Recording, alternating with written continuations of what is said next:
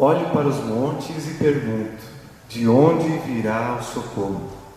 Meu socorro vem do Senhor Deus, que fez o céu e a terra. O sol não lhe fará mal de dia, nem a lua de noite. Ele o guardará quando você for e quando voltar, agora e sempre.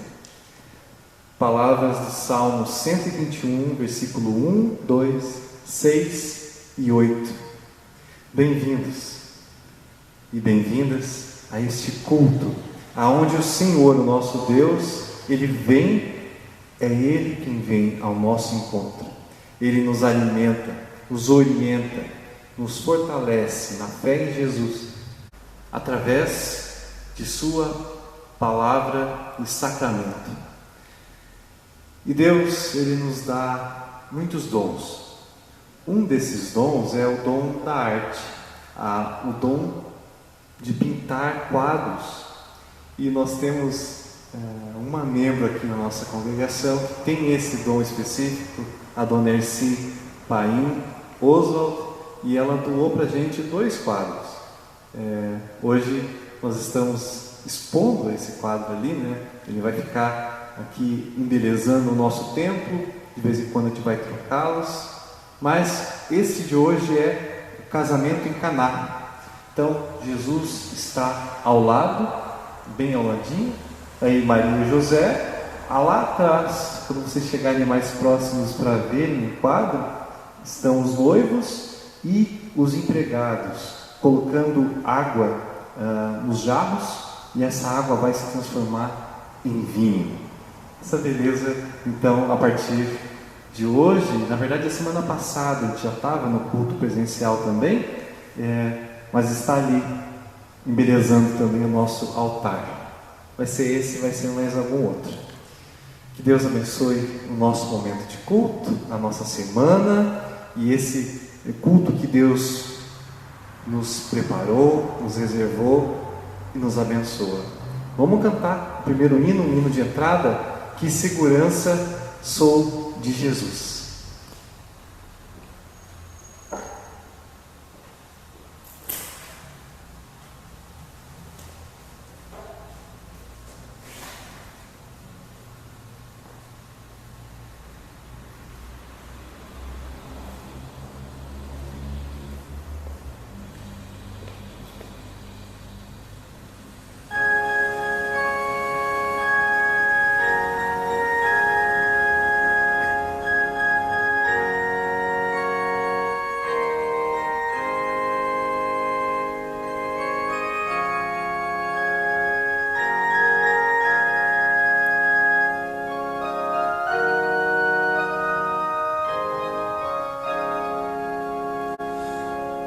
Que segurança sou de Jesus, eu já desfruto o brilho da luz. Sou de Jesus, herdeiro de Deus, Ele me leva à glória dos céus. Canta minha alma, canta ao Senhor. Rende-lhe sempre ardente louvor. Canta minha alma, canta ao Senhor. Rende-lhe sempre ardente louvor. Ao teu amor eu me submeti, no coração a paz eu senti. Anjos descendo, trazendo os céus ecos do imenso amor de bom Deus. Canta minha alma, canta ao Senhor. Rende-lhe sempre ardente louvor. Canta minha alma, canta ao Senhor. Rende-lhe sempre ardente louvor. Sempre vivendo em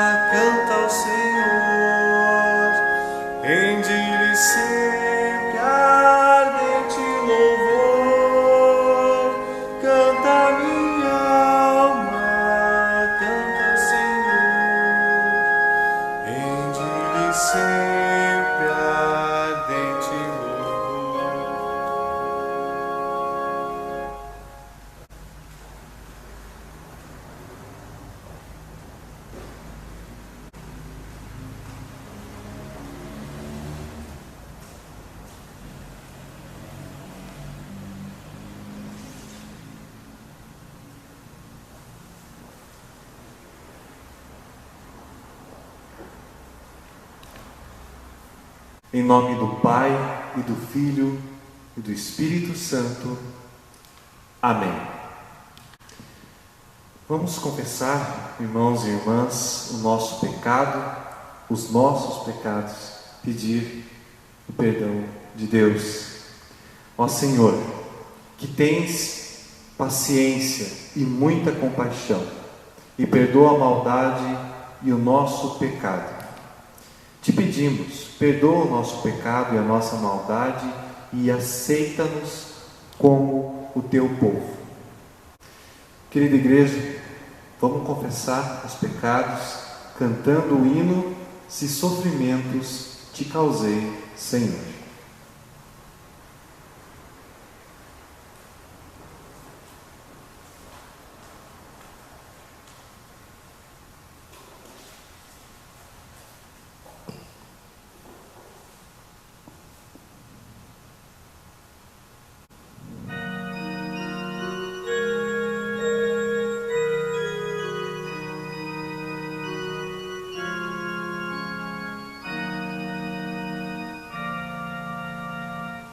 Se sofrimentos te causei, Senhor, se a meu exemplo fraco tropeçou, sem teu caminho eu não quis andar, não, Senhor. Se vão e fútil foi o meu falar, se ao meu irmão não demonstrei amor, se ao sofredor não estendi a mão, perdão, Senhor. Se indiferente foi o meu viver, tranquilo e calmo sem lutar por ti, devendo estar bem firme no amor, perdão, Senhor. Escuta, ó Deus, a minha oração e vem livrar-me de incertezas mil. Transforma minha vida entregue a ti. Amém, Senhor. Amém, Senhor.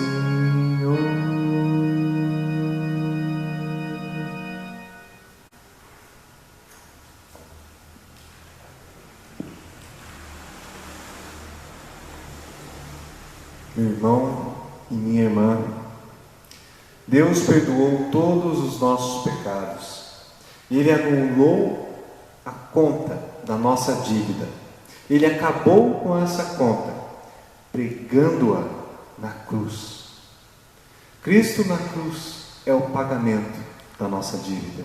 Cristo ressuscitado é a confirmação do perdão e da nossa reconciliação com Deus. Para que tenhas certeza disso, para que você possa servir ao Senhor com alegria, com autoridade, que o ressuscitado confiou à igreja, perdoou todos os seus pecados em nome do Pai, e do Filho, e do Espírito Santo. Você viva em paz e na alegria do Senhor Jesus. Paz esteja com vocês. Amém. A oração do dia de hoje vai ser também do nosso lecionário luterano, com uma oração que tem a ver com as leituras do dia de hoje. Vamos ouvir a palavra de Deus através da nossa conversa com Ele.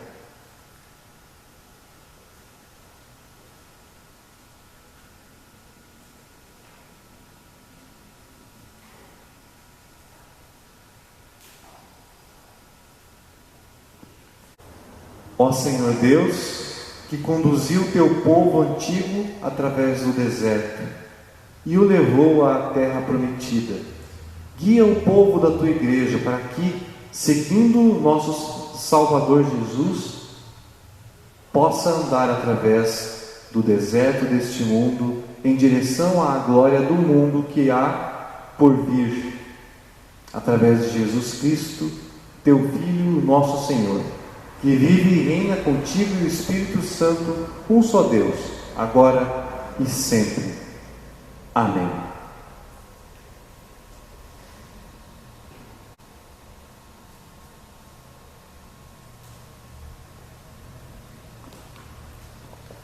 As leituras para o dia de hoje vão ser conduzidas para nós pela dona Jussara Machado, o Antigo Testamento, Gênesis capítulo 22, do versículo 1 até o versículo 18, que vai ser também o fundamento da nossa reflexão de hoje, nossa mensagem, o Evangelho do dia, Marcos capítulo 1, do versículo 9 até o versículo 15.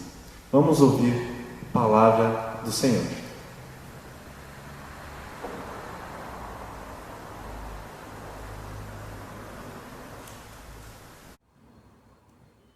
Algum tempo depois, Deus pôs Abraão à prova. Deus o chamou pelo nome e ele respondeu: Estou aqui. Então Deus disse: Pegue agora Isaque, o seu filho, o seu único filho, a quem você tanto ama, e vá até a terra de Moriá. Ali na montanha que eu lhe mostrar, queime o seu filho como sacrifício. No dia seguinte, Abraão se levantou de madrugada, arreou o seu jumento, cortou lenha para o sacrifício e saiu para o lugar que Deus havia indicado. Isaque e 2 empregados foram junto com ele. No terceiro dia, Abraão viu o lugar de longe. Então disse aos empregados: Fiquem aqui com o jumento. Eu e o menino vamos ali adiante para adorar a Deus. Daqui a pouco nós voltamos. Abraão pegou a lenha para o sacrifício e pôs nos ombros de Isaque. Pegou uma faca e fogo, e os dois foram andando juntos. Daí a pouco o menino disse: Pai. Abraão respondeu: Que foi, meu filho? Isaque perguntou: Nós temos a lenha e o fogo, mas onde está o carneirinho para o sacrifício? Abraão respondeu: Deus dará o que for preciso. Ele vai arranjar um carneirinho para o sacrifício, meu filho. E continuaram a caminhar juntos. Quando chegaram ao lugar que Deus havia indicado, Abraão fez um altar e ali arrumou a lenha em cima dele. Depois amarrou Isaque e o colocou sobre o altar, em cima da lenha. Em seguida pegou a faca para matá-lo. Nessa ocasião, Jesus veio de Nazaré, uma pequena cidade da região da Galileia, e foi batizado por João Batista no Rio Jordão. No momento em que estava saindo da água, Jesus viu o céu se abrir e o Espírito de Deus descer como uma pomba sobre ele. E do céu veio uma voz que disse: Tu és o meu filho querido e me dás muita alegria. Logo depois, o Espírito Santo fez com que Jesus fosse para o deserto. Jesus ficou lá durante 40 dias, sendo tentado por Satanás. Ali havia animais selvagens e os anjos cuidavam de Jesus. Depois que João foi preso, Jesus seguiu para a região da Galileia e ali anunciava a boa notícia que vem de Deus. Ele dizia: Chegou a hora e o reino de Deus está perto. Arrependam-se dos seus pecados e creiam no Evangelho.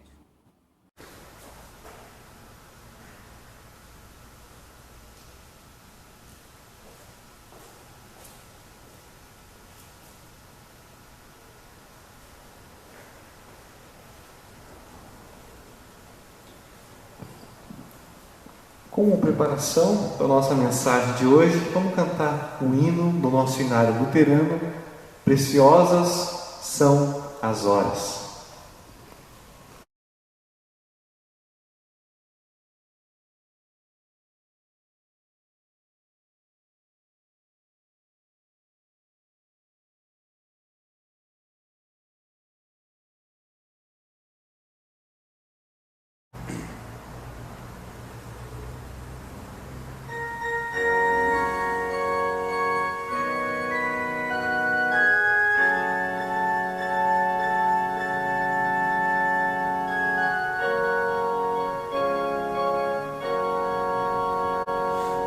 Preciosas são as horas na presença de Jesus, comunhão deliciosa de minha alma com a luz. Os cuidados deste mundo não me podem abalar,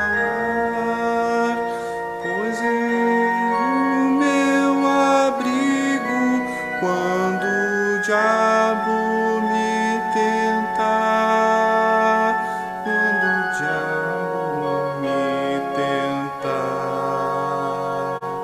Ao sentir-me rodeado de cuidados e amargor, quando dúvidas me assaltam e me causam ânsia e dor, em Jesus me refugio e procuro proteção, pois só Ele tem palavras de real consolação,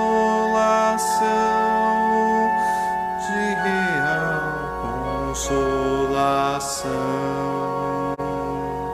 Conhecendo meus temores, minha culpa e imperfeição, Ele escuta complacente a sincera confissão, com ternura e amor paga meu pecado e todo mal, perdoando Ele oferece sua paz celestial,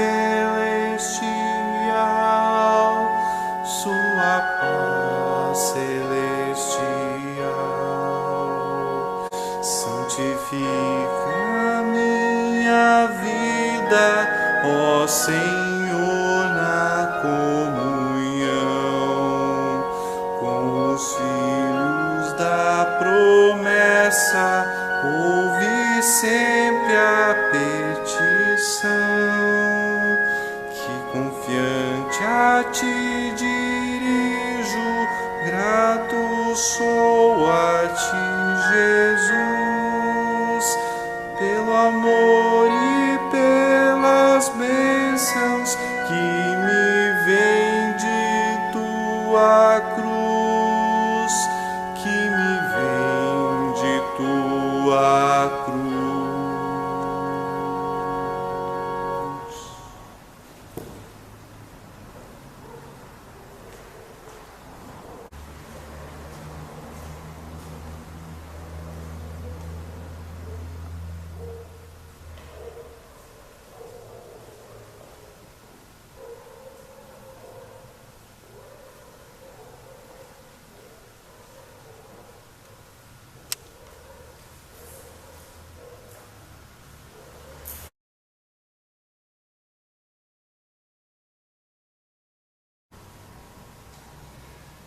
Queridos irmãos e irmãs, Abraão foi o maior de todos. Grande pelo poder, cuja força é a fraqueza.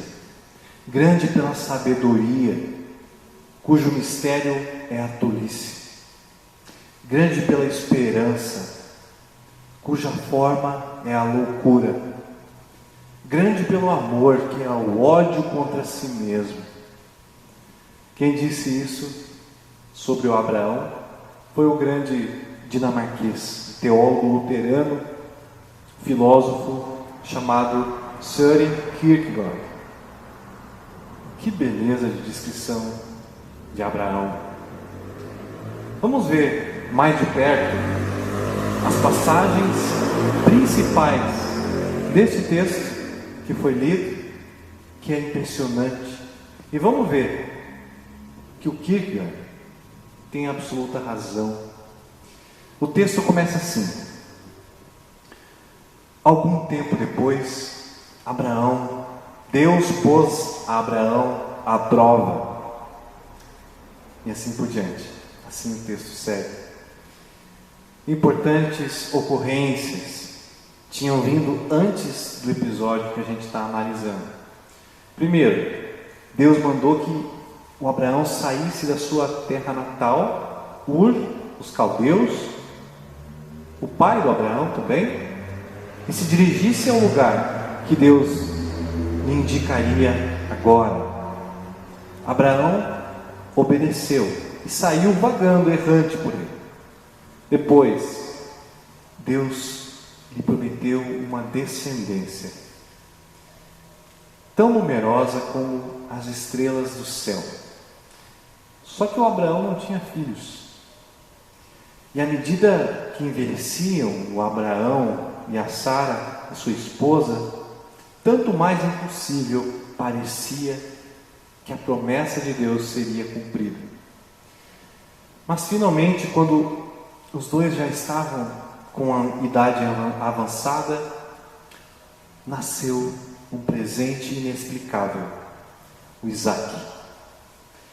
Isaque, o único filho de Abraão, dependia dele, a realização daquela fantástica promessa, para acontecer aquela fabulosa descendência, a maior glória que uma pessoa que nasceu e que vivia no Oriente naquela época, naquele tempo, podia imaginar. Uma fabulosa descendência.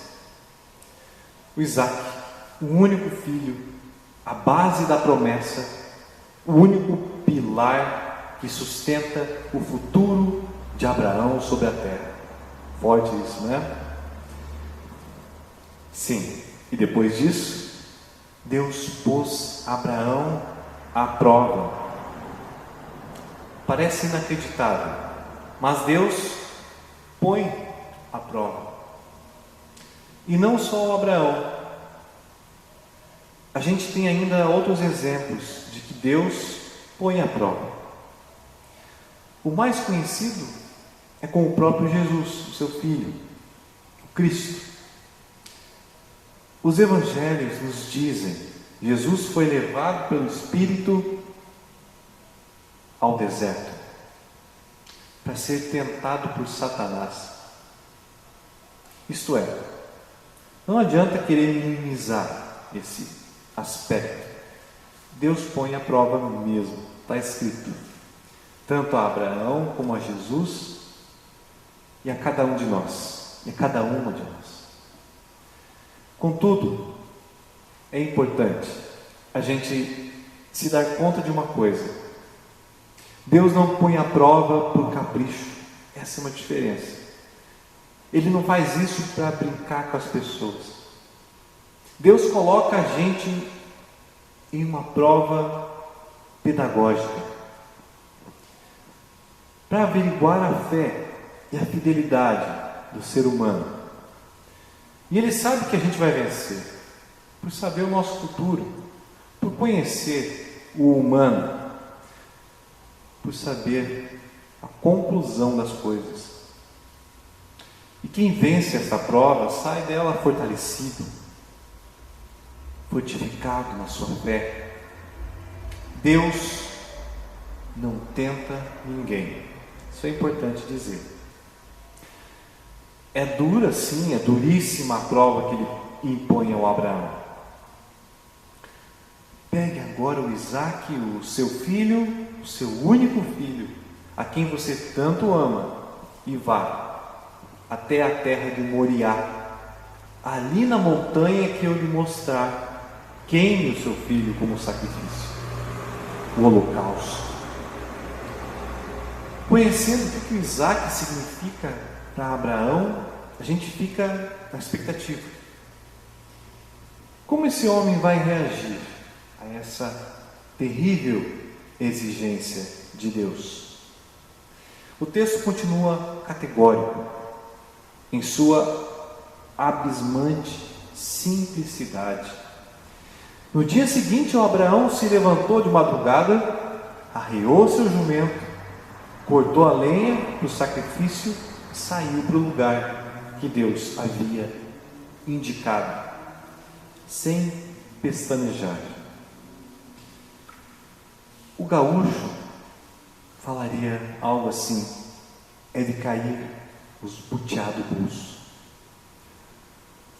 Pegue agora o Isaac, seu filho, seu único filho, a quem você tanto ama, queime o seu filho como sacrifício.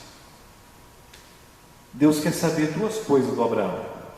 Primeiro, será que esse homem é capaz de devolver a Deus o fantástico presente recebido?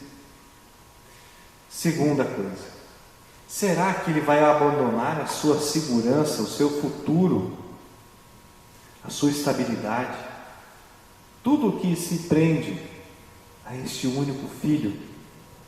Será Abraão capaz de abandonar tudo isso para obedecer à vontade de Deus, sendo isso como deve ser? Diante dessas perguntas, o texto só diz: no dia seguinte, Abraão se levantou de madrugada e saiu para o lugar que Deus havia indicado. Esse é o caminho. Como é que pode Abraão cometer uma loucura dessas? Será que ele é tão sem sentimento assim? Nada disso. O Abraão está vivendo todo o drama dessa situação, totalmente contraditório. Primeiro, Deus faz uma grande promessa, o milagre acontece, vem o menino Isaac, né? E dele virá a sua fabulosa descendência, e lhe dá esse filho quando ele menos espera. E depois Deus manda sacrificar esse mesmo menino. Mas e aquela promessa? Essa promessa que é da descendência. Deus quebrou a sua palavra comigo? Deus prometeu e ele não vai fazer? Como é que o Abraão resolve esse dilema? Falou então o Isaac com Abraão, seu pai: Pai! Aí o Abraão respondeu: Que foi, meu filho? E o Isaac perguntou: Nós temos a lenha e o fogo, mas onde é que está o carneirinho para o sacrifício? E o Abraão respondeu: Deus dará o que for preciso, Ele vai arranjar um carneirinho para o sacrifício, meu filho. E continuaram a caminhar juntos. Deus proverá. Veja como Abraão tinha plena segurança disso, de que Deus proverá. Ele diz aos empregados, os dois que foram juntos, ele diz: Nós logo voltaremos. Vamos adorar a Deus e logo voltaremos. Ele não fala que ele vai voltar. Nós voltaremos. Para um observador neutro, esta confiança cega do Abraão, absoluta, deve parecer um absurdo dos absurdos. Deus proverá. Abraão não sabe como é que vai continuar, não sabe como será o futuro sem Isaac. Ele crê que ele vai voltar. E só uma coisa ele sabe com uma certeza que para nós já beira a loucura: Deus proverá. Deus vai resolver o dilema entre a sua promessa e o sacrifício do Isaac. E nós sabemos que isso de fato aconteceu. A gente que está olhando tempos bem depois de tudo isso, a gente sabe da história, a gente recebeu essa história de alguma maneira. Deus preservou a história. A gente conhece os detalhes, os preparativos para o holocausto, o sacrifício, a intervenção do mensageiro de Deus e o sacrifício do carneiro, que estava lá preso entre os arbustos. E o ponto máximo de tudo, a Escritura diz assim: agora sei que você teme a Deus, pois não me negou o seu filho, o seu único filho. Ou, uma outra tradução, mais antiga, diz assim: o seu querido filho. O seu querido filho. Essa palavra se repete no batismo de Jesus. E do céu veio uma voz que disse: Tu és o meu filho querido, que me dás muita alegria. Essa mesma voz do céu falou com Abraão. E essa voz entregou o filho querido, Jesus, o Cristo, como um cordeiro, o cordeiro para o sacrifício. Nesse ponto, só para esclarecer, diz ali que você teme a Deus. Agora, sei que você teme a Deus. Temer a Deus não significa para o hebreu morrer de medo diante de Deus. Significa sim obedecer à vontade de Deus. Tem a ver com obediência, como deve ser. Este é o caminho. Foi o que Abraão fez. E com isso ele venceu a prova. E é o que a gente vai fazendo nas provas, cada um e cada uma com as suas dificuldades do dia a dia. Ter que ouvir uma notícia triste, ter que aguentar firme e seguir em frente. Ter que aguentar absurdos que a gente ouve aí fora e seguir em frente. Resumindo, qual que é a mensagem central desse texto? O Abraão põe tudo em jogo, a sua esperança pessoal, a sua continuidade, seu futuro sobre a terra, em favor de sua carta decisiva, a obediência, como deve ser. A certeza de que Deus proverá, de que Ele rege o futuro da maneira mais certa. E em Jesus o sacrifício foi feito, o maior, o impossível, aquele que eu não conseguiria fazer. O Abraão, com a sua fé, com essa história de levar o filho, também uma fé do maior de todos. Eu não conseguiria fazer. Agora hoje, cada batalha nossa, cada luta, cada vez que a gente defende os direitos das pessoas, aqueles que são hoje as viúvas, os órfãos, atualizados para hoje, quando nós somos voz dos que não têm voz, quando nós pregamos a palavra de Deus ao mundo também, ali está a obediência, ali está o caminho, ali está o amor, ali está a montanha que Deus vai mostrando para a gente. A montanha que Ele mostrou para Abraão, a nossa é diferente. A nossa é por aqui também. A nossa é por aqui. A nossa é na cidade. A nossa é no campo. A nossa é na vida.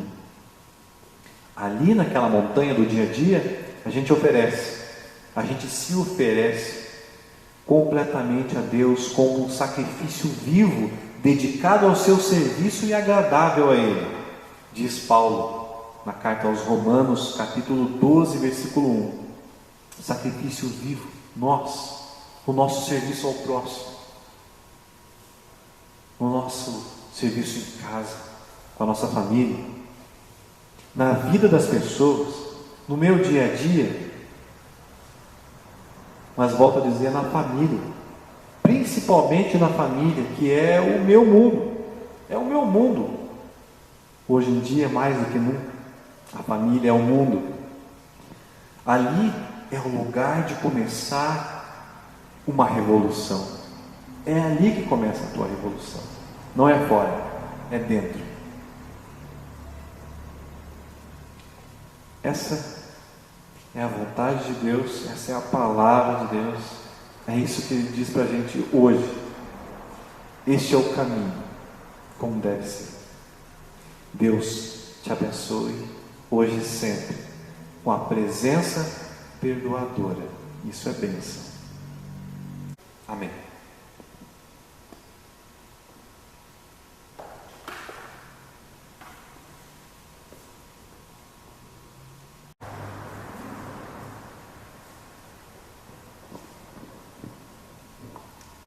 Querida Igreja Cristã, hoje, antes da oração, nós temos pedidos para fazer, para lembrar. Primeiramente, dar duas notícias ruins para vocês. O Bruno Cassiano, o namorado da minha prima Josiane, ele faleceu essa semana. Ele está internado na UTI lá em Curitiba, desde o dia 15 de janeiro. Então, dia 15 de fevereiro, ele faleceu de Covid. Ele teve o caso do Covid, ele foi evoluindo muito rápido e foi piorando muito rápido. Estava entubado e ele morreu no dia 15 de fevereiro. Então, vamos orar pela família, tanto da parte dele quanto da minha, que ele é uma pessoa cristã, um católico, e que a gente sabe que ele está lá, no céu, agora, aguardando também a ressurreição de todos os santos, e nós estaremos lá também um dia com ele. Também nessa semana faleceu o menino Samuel, filho da Thaís, que é amiga da Alana. A Alana, filha da dona Ciclinda e do seu Ayrton. Então, aquele menino que a gente ajudou, que a gente fez a campanha para ele ter a sua cirurgia também. Oramos por ele também nos cultos e fizemos a vaquinha e tudo, A gente ajudou na vaquinha e ele tinha que fazer uma cirurgia. Ele estava com câncer no cérebro e o menino fez a cirurgia e faleceu. Também cristão, também nós temos a esperança cristã do reencontro. Hoje são essas as orações dos enlutados. Então a gente ora pela família desses enlutados também, das pessoas, os que aqui ficam. Eles estão lá descansando já no Senhor. Nós ficamos por aqui, sofremos, choramos bastante, mas também temos a esperança da ressurreição, a esperança que vai vir, que já veio, na verdade. A gente só vai chegar lá em cima um dia. Orar também por todo o Brasil, por todo o mundo que sofre com essa doença, que está assolando o mundo. Nós estamos com números muito altos de infectados no Brasil, de mortos no Brasil também. Passamos dos 230 mil mortos, fora as subnotificações, que fica entre 5 a 6 vezes mais do que esse número. É muita gente, é muita família enlutada, é muita luta. É difícil para a economia, é difícil para a saúde, é difícil para o psicológico das pessoas. Então, vamos ter compaixão, vamos ter cuidado, usem máscara. Não importa o que alguém outro falar, usem máscara. Se possível, fique na sua casa, vá o mínimo possível em lugares onde tenham pessoas, mais pessoas. Não aglomerem, não façam festa, se cuidem. Esse é um mandamento divino nesse momento, Não matarás, entra também a preservação da vida. Preservem a vida, preguem a palavra e preservem a vida, tá bom? Vamos orar, vamos ouvir a oração da dona Jussara.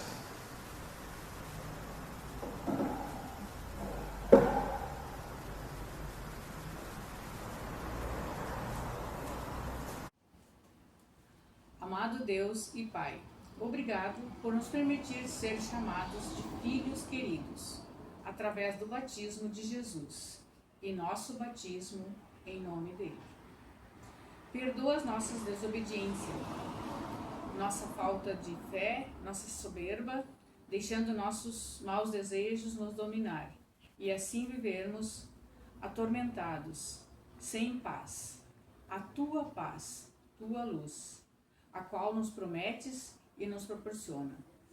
Pai, faça que saibamos viver em obediência no caminho que preparaste para todos nós.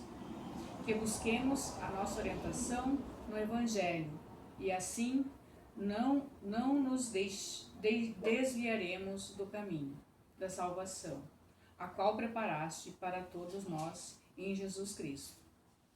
Querido Pai, venho pedir em favor de todos que sofrem enfermidades, falta de trabalho, solidão, insegurança, falta de empatia com o próximo. Pai, capacita-nos para sermos corajosos a falar da Tua paz, do Teu amor ao próximo. Do quão bom e agradável é vivermos em obediência no caminho que Deus nos preparou, confiando que já nos preparaste a vitória da salvação, a qual temos através da fé em Jesus Cristo, nosso Salvador. No sincero arrependimento da nossa conduta pecaminosa e buscando novo caminho. Tudo pedimos e agradecemos em Jesus Cristo, nosso Salvador. Amém.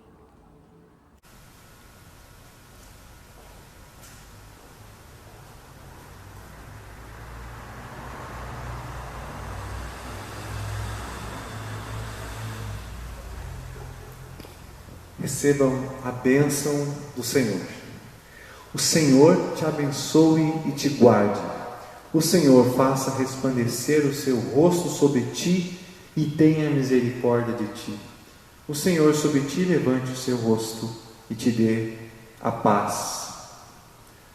Amém.